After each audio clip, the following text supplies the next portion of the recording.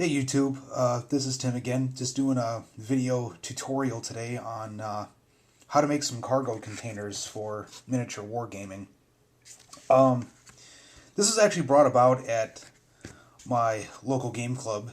A lot of people have been getting into more modern or near future games such as Mercs or Infinity in particular, and a lot of people have been having a problem finding the old AT-43 containers, which AT-43 was a alternate sort of World War II game that came out from Rackham a few years back.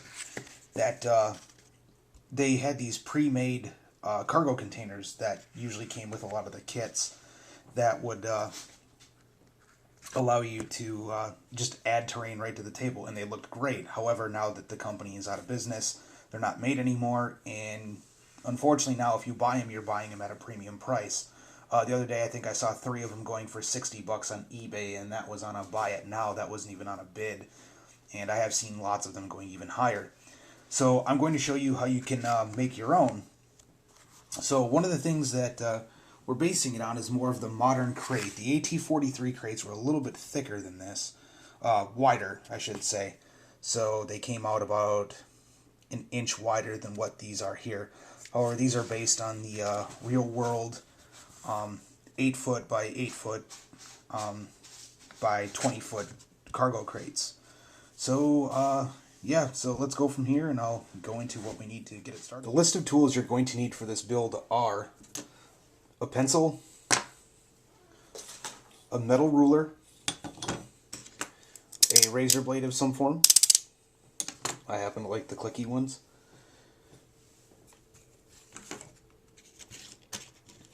At least 4-inch scrap piece of a skewer if you've got any left over from another project. Otherwise, you'll just have to cut some of your own again. You're going to need foam core. 4 pieces cut into 2-inch by 5-inch sections. These will be the sidewalls. 1 piece cut into 2-inch by 2-inch. That is going to be your front door piece. Your craft glue of whatever kind that you use.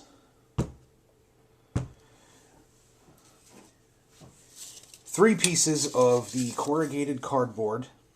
This is usually just any kind of shipping box or any type of box that you might have from moving or whatever the case may be. 3 pieces cut into 2-inch by 5-inch pieces. That's going to be the top side and the bottom, or top and the 2 sides. And then 1 piece that's cut into 2-inch by 2-inch, and this is going to be the back. Let's see, am I forgetting anything? No, actually that is, oh wait, and you're also going to need some cardstock that I already have some lines drawn on for getting this started. I'll explain what those are for in a little bit. That is apparently a piece of a Cheez-Its box that I don't even remember buying. So yeah, there's that. Past that, one tool that's really going to help is a tool that, if I remember correctly, is called a rabbet. Now what this is a couple pieces of foam core put together. What this does is it helps you draw lines, straight lines on your foam core, so you know where to cut in order to leave a little bit of a lip. I'll explain how to use that in a little bit. Past that, we should be set to go. Alright, first thing we're going to do is we're going to draw our lines for our cuts into the foam core so the whole building can be put together properly. Or the cargo container, I apologize. This rabbet, what it's basically used for, and the way that you can build your own, have a couple pieces of scrap that are cut with a straight edge. And what you want to do is you want to set 1 piece up, and this is already glued together, so just kind of, here, I can do it with some of the extra pieces. Set 1 piece up along the side of a piece of straight foam core. Then you want to take the other piece and lay it directly on top of it. So if this piece was longer, when you glue it together, it would end up looking like this.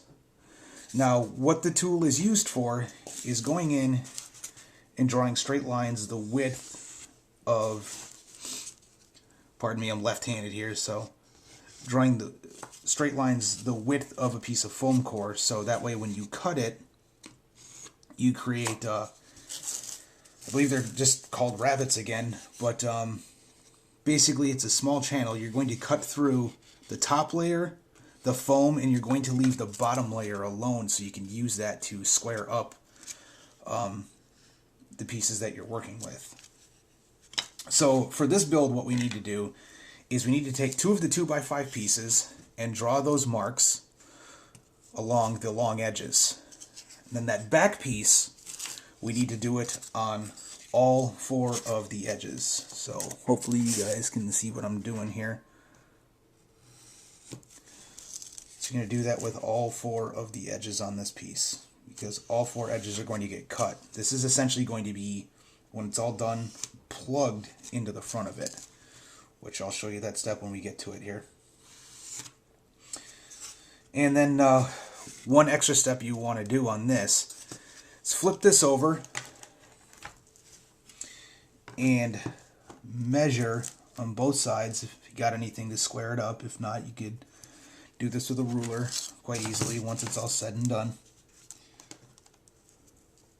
An inch mark on both sides. So essentially you're just going to draw a line down the middle, separating it in half. And you'll see what that's used for a little bit later on here. Again, I apologize for the hand placement. And next we'll move on to the cutting. Okay, next we're going to cut on the lines that we drew. So with your razor blade handy and keeping your fingers away, lay the metal ruler down on the line. And you want to carefully, you're going to do this in a few cuts. You're going to cut through the top layer of the paper. You're going to go down into the foam. You're going to be very careful not to just push down and drag this through the whole piece. So you want to just make sure you cut through the foam. Do this very lightly. And once that's done, the way these rabbit cuts are done, so I'm going to try to hold it up here and hopefully not cut myself and bleed all over, is you want to get as close to this layer of paper on the back side as you can. Usually the best way to do this is to lay it down on an edge of some form. Let's see if I got anything where I can prop this a little bit. There we go. Spare box from some Infinity Figs. This will work. What you want to do, flip this way. Which side did I cut? Alright, what you want to do then is take your knife, very carefully cut as close to the paper as possible. Hold your knife a little bit at an upward angle while you're doing this, so that way you don't slip into the bottom roll and cut through the paper. So once you do that, it'll be separated. Now you might have to make a couple more fine cuts down through the top cut again. There we go, and just carefully separate it. And basically what you have at that point is the line cut, the foam cut through, and the bit of the paper left on the other side. And once you do that, you're going to do that on, again, the 2 pieces and all 4 sides of the front door. And I'll show you what to do with that in just a few moments. Okay, now that we have all of our cuts made, we're going to go ahead and start gluing together the container. So what you want to do is you want to pick up one of the pieces with the cuts on it, and you want to apply the glue along the papered edge and along the inside seam where there's still foam core that you can see. You want to do that on both sides.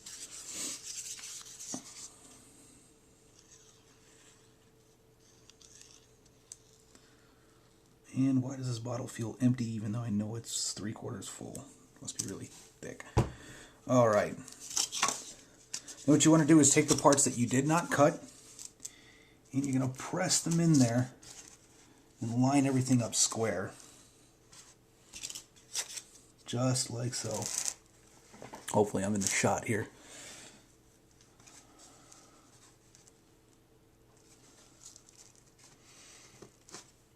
And then from there, you're going to take the other side that you have the cuts on. Do the same thing, put the glue in along the paper and along the foam core. Basically, if you can catch it in this corner, pretty thick, it'll spread to both portions.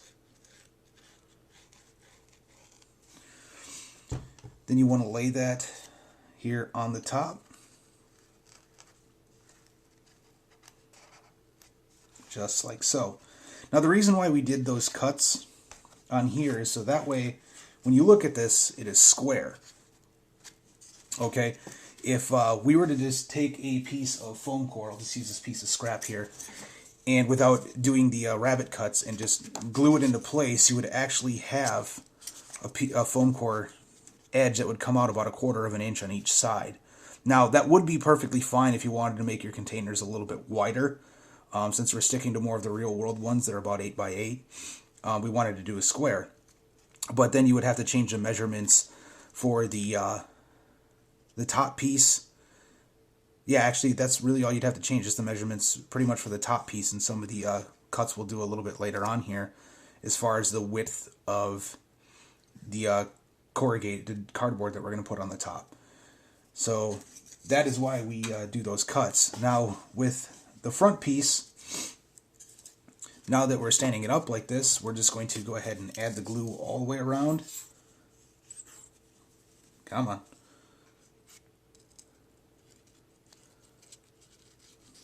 All the way around the corners. Very similar to what we just did with the other two. And we're just going to very carefully plug it in there, because it should fit very easily just like that. Then you're just going to let that dry. We're going to move on to the next step. Alright, next we're going to work on the corrugated sides of the cargo container. And we're going to take the 3 pieces of the 2" by 5" pieces of corrugated cardboard that we cut, and that 2" by 2" piece. And we're actually going to attempt to peel one of these sides of the corrugation off, or one of the sides of the straight pieces of paper. So I'm going to start with this small 2" piece here. And my pencil, now I'm using a mechanical pencil because that way I don't have to worry about breaking my lead and constantly resharpening my pencil. Just push the lead in all the way and just kind of feed it into one of the open slots and just carefully push it. And what this will do is it'll start peeling up the side. And once you kind of get a part you can grip onto, start slowly peeling it off. You don't want to just yank it off, because you'll actually rip the whole piece apart and destroy it. So you just want to kind of carefully go in and tear it. You're going to have stuff that gets stuck.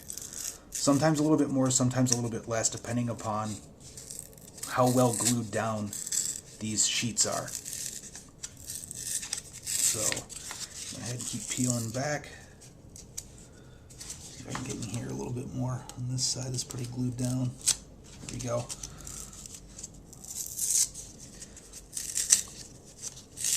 And peel that part off. Now you notice that there's still stuff left. Take the pencil again and just kind of separate it. Kind of like so. Just going to kind of cut through it. Now you can do this with your razor as well. However, sometimes people tend to get a little bit quick on this and cut through the other side, and then they ended up having to start again on a whole new piece. So I just use the pencil and kind of work it in there. Now there's a part here that's being a little bit stubborn, so I'm going to go ahead and use my razor. Again, just a very careful cut. And then what you want to try to do is peel all that stuff off. Now, one thing I forgot to mention in the beginning of the video is sometimes the stuff is really fine and doesn't want to come off, and you can actually speed this process along with a piece of sandpaper. Now, I just use some fine grit stuff I got at the dollar store, and what you want to do is just kind of catch it like this and just rub it back and forth in the corners. And what this is going to do is separate that last little bit.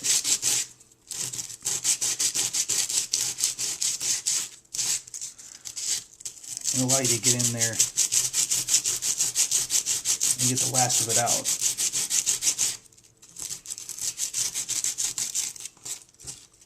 And that piece is pretty dull at this point.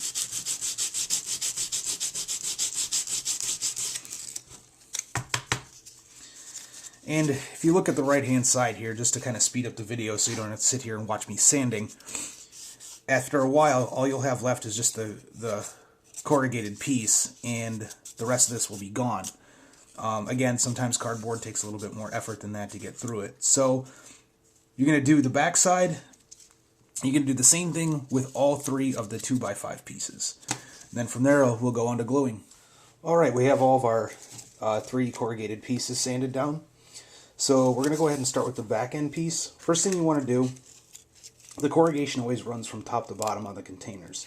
So figure out where your line is that you drew earlier. And you're going to just make, butterfingers today.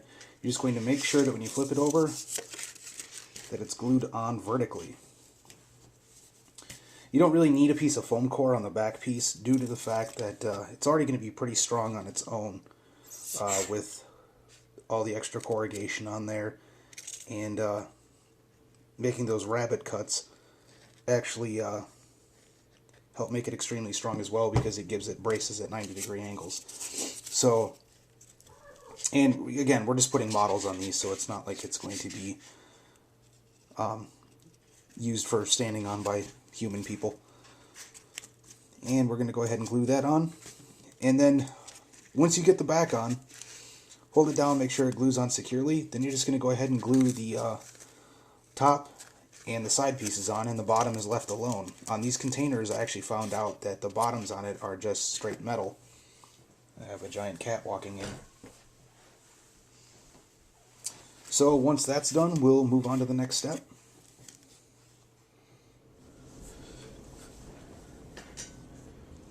Next, you're going to want to measure out 1/2-inch strips on your cardstock with your metal ruler, and then cut them out. After you get your strips cut, you want to measure a 2 1/4 inch strip. You need to make 8 of those, and you're going to need 4 of the 5 1/4 inch strips. These are going to be your long walls along the side, and these are going to be the ones that go along the back and the front of the container. Once you get your measurements laid out, you want to take the 1/2-inch strip and half it again to 1/4 inch. The only difference this time is you're not going to cut all the way through. You're just going to score about halfway through the material. So that way, when you fold it in half, it gives you a nice, clean edge, instead of having a big rippled look on the top of the building, because these are the welds that hold it all together. I don't know if you can see that in this camera, it is kind of terrible, but that is a halfway through cut. This way. There we go. Once you have your strips folded that are going to be your siding, you want to glue the 4 onto the back first, 4 onto the front first, and then when that's done, you glue the 4 onto each of the long corners on the top. Okay, once we've got our sides glued on, we're going to focus on the front of the door. Now with this here, what I did first was I cut a couple of very thin strips, and you can make these as thick or as thin as you want, and I put them right in the middle with a slight space in between in order to help make the seam of the door, in order to give it more depth when you paint it. From that point, what you want to do is you want to take some of these scrap that I'm pretty sure that you have of the 1/2-inch strips you were cutting, and cut them into 6 1-inch strips like this here. If I can see where my camera's at. There we go. And before you glue them down, you just want to kind of lay them on there. One at the top, one in the middle, and one at the bottom to see if you need to trim it at all in order to fit the door properly. And you can overlap that the small door strips in the middle. And what that's going to do is it's going to give the texture on the front of the door from the picture I showed you previously. Once you have all 6 of those laid out on the door, trim off whatever little bit ends up on the side, if you can see how there's a little bit of overlap here on the door. And then go ahead and glue it down. And the final step to the door is to glue on the handles. Now, in the beginning I told you take a scrap piece of skewer about 4 inches long. I actually cut mine down just a little bit to 1 7/8 for both pieces, so that way they don't take up the whole length of the door. And then you just want to line them up about where you want them. Again, kind of closer to the center of the door, and once you kind of know where you want them, go ahead and glue them down. And for one final additive of texture that I add is on actual shipping containers there are iron bands that go around the twist handles themselves. So what I did is I had some extra left over from when I carved the thin pieces to make the seam for the door. I cut them into small strips like this. Then you basically just got to work it around until it's not stiff anymore. If you work it like this, it'll be able to bend easily around the skewer and glue on without too much of a fuss.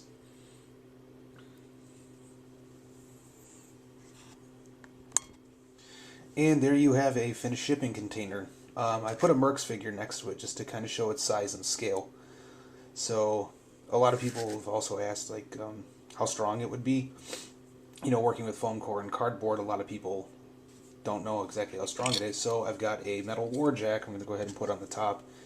And my poorly half-painted behemoth, I've got to finish that as all metal. That can both do a tap dance on top of this thing without any problem. So these containers are actually pretty sturdy. So once you get it all glued together, let it dry, go ahead and paint it up, and you're set for the table.